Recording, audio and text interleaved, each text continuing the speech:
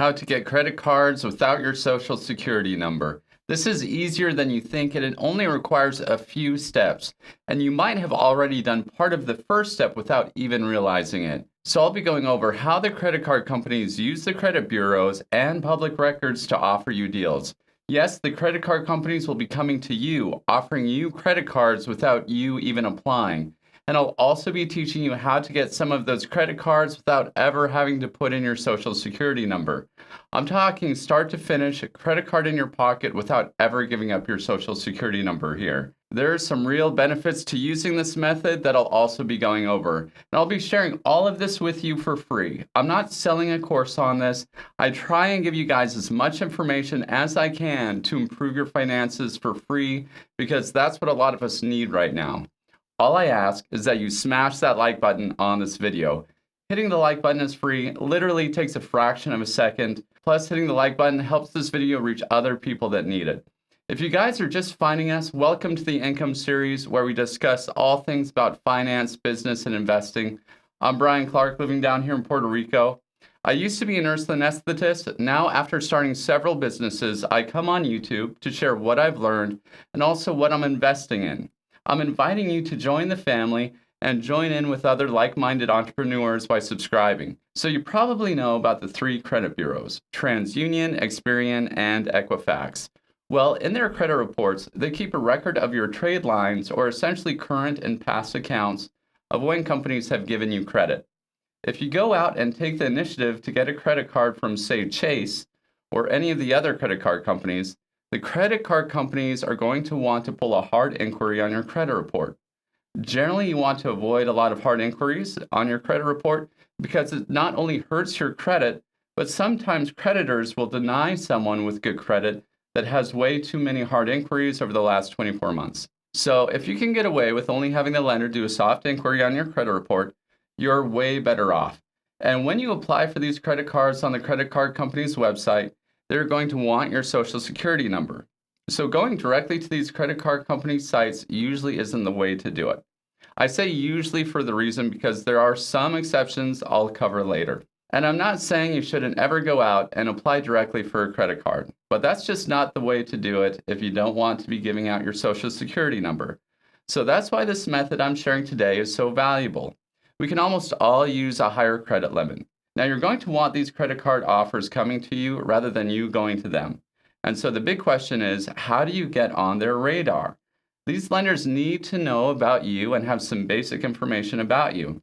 They need to get that information from somewhere in order to send you these offers. And the way to help them get this information on you is to sign up for several reward cards and membership cards at some of the larger chain stores like Walgreens. You know those cards you get from grocery stores or large retailers at the mall, where you fill in your name and basic information, and then you rack up rewards every time you make a purchase from their store? Well, when you sign up for these reward cards and then use them, you start creating a spending history. You're essentially helping lenders know your spending behavior without first signing up for a credit card. That's because your spending information goes into a large database that other companies will look at when deciding to send you credit card offers.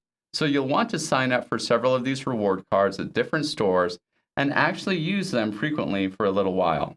After signing up and using these reward cards, you'll slowly be giving enough of your purchase behavior to these companies that they can start sending you offers. The biggest thing is these companies want to know you're a real person. They want to see how and where you spend your money and also how much you spend.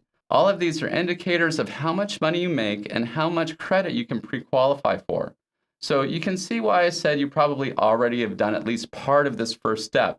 The important thing is that you make sure to get at least a few of these and use them pretty often. The other way you can do the same thing is to use your credit cards you already have. So if you have a credit card and you're using it regularly, you'll build a similar spending history. But the first method assumes you don't have any credit cards at all. Okay, now that you've done that for a bit, you may start receiving pre-qualified credit card offers. These credit companies are constantly doing what's called soft inquiries into your credit reports and looking at your spending history. So if you've been spending and tying it in with your personal identity, then these offers should start coming. Like I mentioned before, these credit card companies mostly want to make sure you're a real person and need to know where to send the offers before they can actually start sending them. Now, let's say you didn't get one of those pre-qualified letters for a credit card and you don't want to sit around waiting for one. Well, there are ways to actually go out and get a credit card after you've done the first step that doesn't require you to give out your social security number. There are lots of online retailers out there that offer credit cards that don't require you to give up your social security number. If they offer a credit card, you may only need to put in the last 4 digits of your social security number. And if that's the case, you'll know they aren't doing a hard inquiry on you. It's only when the lender asks you for the full social security number, that's when you know that they plan on running a hard inquiry. Now, there are other credit cards that simply will let you apply without a social security number, especially if you have a credit history in another country.